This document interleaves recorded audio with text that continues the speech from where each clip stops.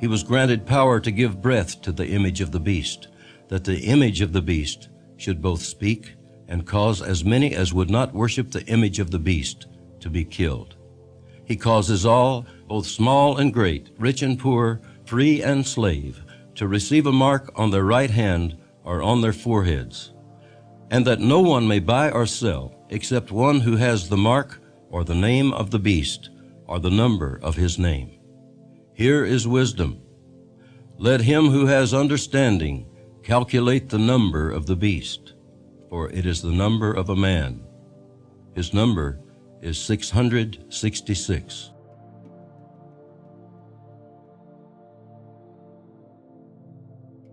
So I think you need a new world order, that China has to be part of the process of creating it, and they have to buy in, they have to own it, the same way as, let's say, the United States owns the Washington Consensus, the current order. And what about the American concern that aiding and abetting this move away from the dollar as the world's reserve currency ultimately means a weakening of the U.S. economy? It is not necessarily in our interest to have the dollar as the sole world currency, because as the world economy grows, it needs additional currency. And if the dollar is that additional currency, it means that the U.S. has to have a chronic current account deficit, and that is not appropriate. So I think it's in our interest as well to reform the system. I think this is a healthy, if painful, adjustment that the world has to go through. But the system we have now has actually broken down, only we haven't quite recognized it. And so you need to create a new one. And this is the time to do it.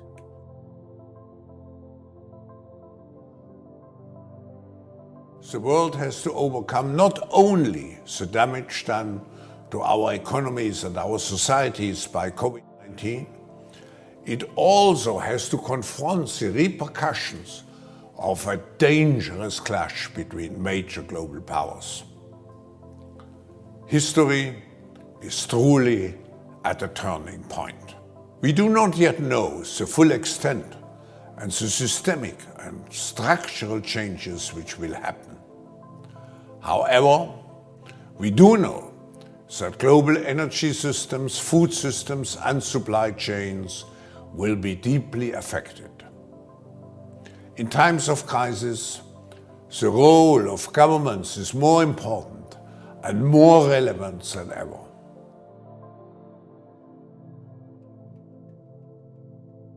Out of everything terrible, something good will come if you look hard enough for it. I think this presents us with some significant opportunities to make some real changes. You know, we are at an inflection point, I believe, in the world economy. Not just the world economy, in the world. It occurs every 3 or 4 generations. And now is the time when things are shifting. There's going to be a new world order out there. And we've got to lead it. And we've got to unite the rest of the free world in doing it.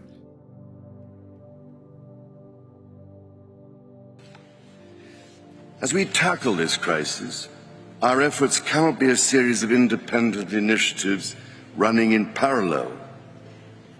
The scale and scope of the threat we face call for a global systems-level solution based on radically transforming our current fossil fuel-based economy to one that is genuinely renewable and sustainable. So, ladies and gentlemen, my plea today is for countries to come together to create the environment that enables every sector of industry to take the action required. We know this will take trillions, not billions of dollars. We also know that countries, many of whom are burdened by growing levels of debt, simply cannot afford to go green. Here we need a vast military-style campaign to marshal the strength of the global private sector. With trillions at its disposal, far beyond global GDP, and with the greatest respect, beyond even the governments of the world's leaders, it offers the only real prospect of achieving fundamental economic transition. What underpins a world order is always the financial system. I was very privileged. My father was an advisor to Nixon when they came off the gold standard in '71, and so I was brought up with a kind of inside view of how very important the financial structure is to absolutely everything else. And what we're seeing in the world today, I think, is we are on the brink of a dramatic change where we are about to, and I'll say this boldly, we're about to abandon the traditional system of money and accounting and introduce a new one. And the new accounting is what we call blockchain. It means digital. It means having a almost perfect record of every single transaction that happens in the economy, which will give us far greater clarity over what's going on. It also raises huge dangers in terms of the balance of power between states and citizens. In my opinion, we're going to need a digital constitution of human rights if we're going to have digital money. But also, this new money will be sovereign in nature. Most people think that digital money is crypto and private, but what I see are superpowers introducing digital currency. The Chinese were the first. The US is on the brink, I think, of moving in the same direction. The Europeans have committed to that as well. And the question is, will that new system of digital money and digital accounting accommodate the competing needs of the citizens of all these locations so that every human being has a chance to have a better life? Because that's the only measure of whether a world order really serves.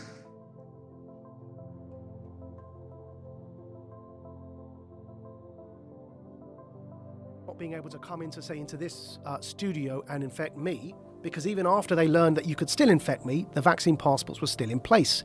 But they've told us, they meaning people in power, have told us what they want to do next. So the UK is currently the head of the G7 group. That's the world's most economically advanced countries. And the UK currently chairs the G7 group. Our Chancellor, who does our economy, called Chancellor of the Exchequer, his name's Rishi Sunak. He put out this video saying that what they want to do is bring in this thing called the central banking digital currency. They want to replace fiat paper money with digital money as a competitor to Bitcoin and crypto money, right?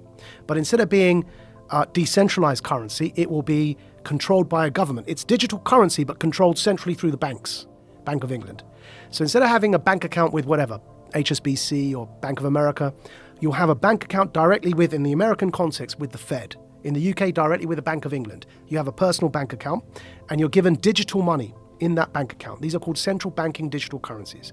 The Chancellor of the Exchequer in the UK has already announced their intention to do this as the G7 group. And these, if you look up... this sounds terrifying. If you look up, there's a specific article in the Telegraph, programmable digital currency, yeah? Central bank digital currency, is that the one down below? Digital currency should be programmable. See that one there? Yeah? But you can see the word there, right? Programming in the headline. Now, what they're doing is they're saying that this digital currency, once you're because everyone knows that with inflation at over 5%, it's now 5.4%, right? Our fiat money, the paper money, is increasingly becoming worthless, and we're headed towards a big disaster. The Fed wants to raise interest rates. But we're in so much debt that if you raise interest rates, people are going to suffer because we're living on debt as Western economies. So they realize that this kind of the lifespan of paper money is fast coming to an end because of the 2008 economic crash in particular. So they're bringing in these central banking digital currencies. Why is that word programmable in there? So what they said in that article, and the Chancellor put a video out saying this as well, they said, right, think back to what vaccine passports were, yeah? If you don't have your jab, you can't even eat in this restaurant. What they've said, and why the word programmable was in that headline was, they've said that this money that you will earn from work, instead of having paper money, you have this digital money, it's programmable so that you can't buy certain foods, or if you do something that your employer doesn't like, it's all in that article. You won't be able to spend your money. In other words, it's not money. They're vouchers. They're like food vouchers. And they can be programmed so that, like the Chinese social credit system, that if you try and use them on a certain thing, it won't work. You say you want to buy a burger and they want you to buy bugs, which is one of the examples used. If you start to try and buy unhealthy meat, Just won't work. You tap your card, you can't buy the thing because you've met your quota that month of burgers. You have to buy something like a vegan meal. So it won't just be money in the sense of the way we have dollars or pounds today. Yeah. It'll be something that's controlled in terms of your ability to distribute it. Which is why I'm calling it a voucher. It's a coupon.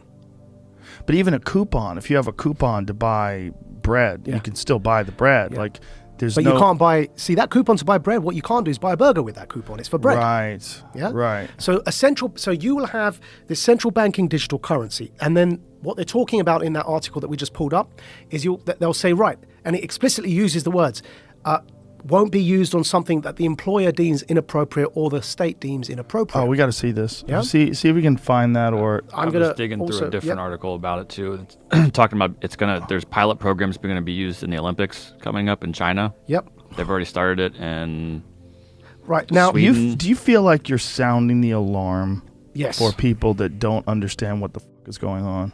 So here, I've pulled it up for you here. Yeah. So there's the video. Yeah. I don't know if your camera can see that, but no. There's the video. There's him speaking about it. The G7 is launching a set of public policy principles for retail central bank digital currencies, CBDCs. Central bank digital currencies could be a digital version of money, a bit like a digital banknote that could be used alongside physical notes and coins. Unlike most of the digital money people use daily today, it would be issued directly by a central bank, like the Bank of England in the UK. And governments and central banks across the world are working together, looking into what having a digital currency might mean in practice. Right, so that's the guy who runs our economy in the UK. His name's the Chancellor of the Exchequer. And here is the article. Bank of England tells ministers to intervene on digital currency programming. Yeah, and here's a quote from the article. This is in the Telegraph, the one he pulled up, but it was behind a paywall, so I'll just read the quote. Digital cash could be programmed to ensure it is only spent on essentials or goods which an employer or government deems to be sensible. Holy shit. I'm going to take it one step further for you, Joe, right? So the vaccine passport infrastructure is in place. But now we know that the vaccine doesn't stop infection or transmission, but the checkpoint Charlie exists everywhere. They bring in digital banking, central banking digital currencies. You've got a scenario now that you're checking in and out everywhere you go using vouchers that are programmed, and you can only spend where you're told you can spend them. There's another word for that, man. That's called the Chinese social credit system. That's what it's called. And anyone who watches Black Mirror will know what I'm talking about.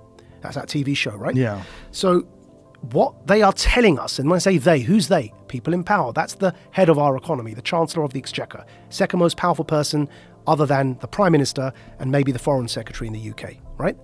He's telling us, I just played it there for you, he's telling us that's what he, as the UK, the head of the G7, want to bring in for the G7. So a scenario where, like in New York at the moment, because the passport infrastructure is in place, you bring in that digital currency and you've got this total control.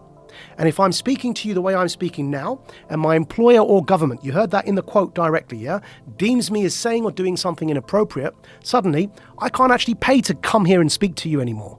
My digital currency won't even pay for the ticket because it will be known that I'm coming to speak to you. Sorry, your vouchers don't allow you to purchase that ticket to go and speak to Joe. And this is where we get into the kind of censorship that we see in social media that is not, it's not, you can't have that kind of censorship with the First Amendment in normal discourse. But you can have that kind of censorship if you've developed a digital platform that distributes information, but it's a private company. Yeah. So think about what money is, where you can spend it on whatever you want, versus this digital currency, which is essentially controlled in a sense, like you have free speech on Twitter, but you really don't. Because if you go too far or you talk about something that they don't find appropriate, they'll just ban your account. That could be what we're looking at in terms of what we think of as free speech being social media platforms, could be what we think of as your free range ability to buy whatever you want with whatever money that you've earned. What's going on here is, with this central banking digital currency, if you get to that situation where you end up with the Chinese social credit system in the West, why would anyone want to do that, right?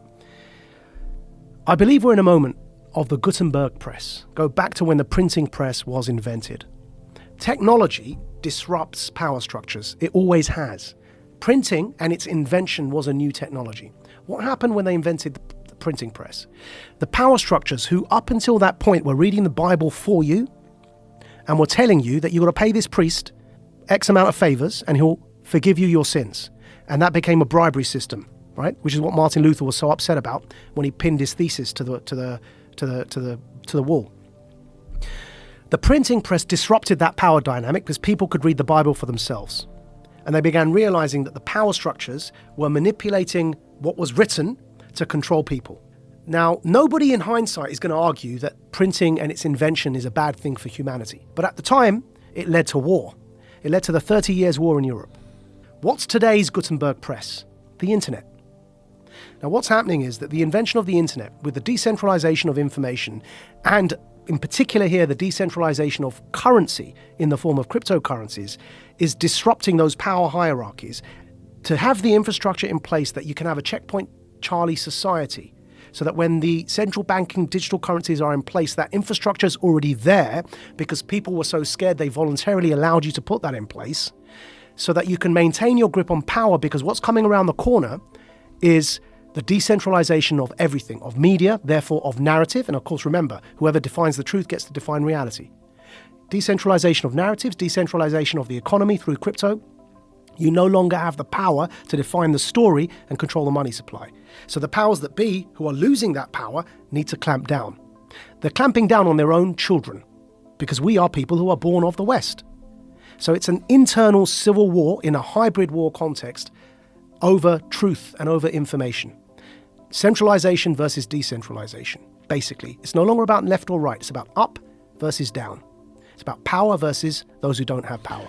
Right. See how easy it was to convince everybody initially that the Iraq war was needed, right?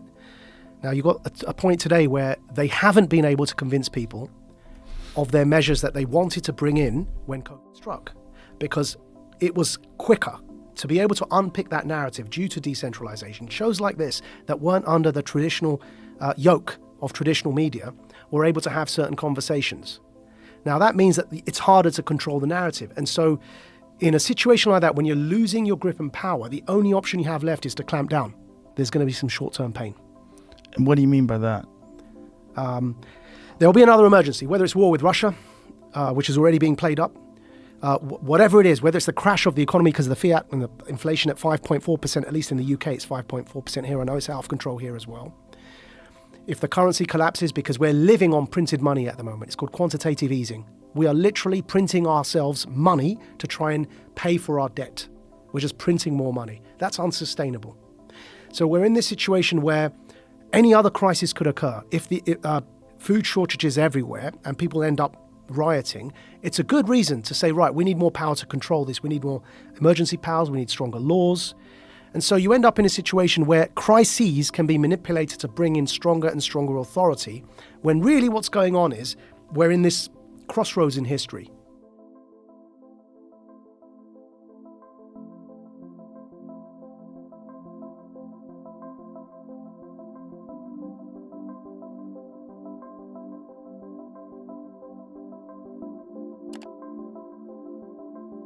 I am Alpha and Omega, the beginning and the end, saith the Lord, which is, and which was, and which is to come, the Almighty.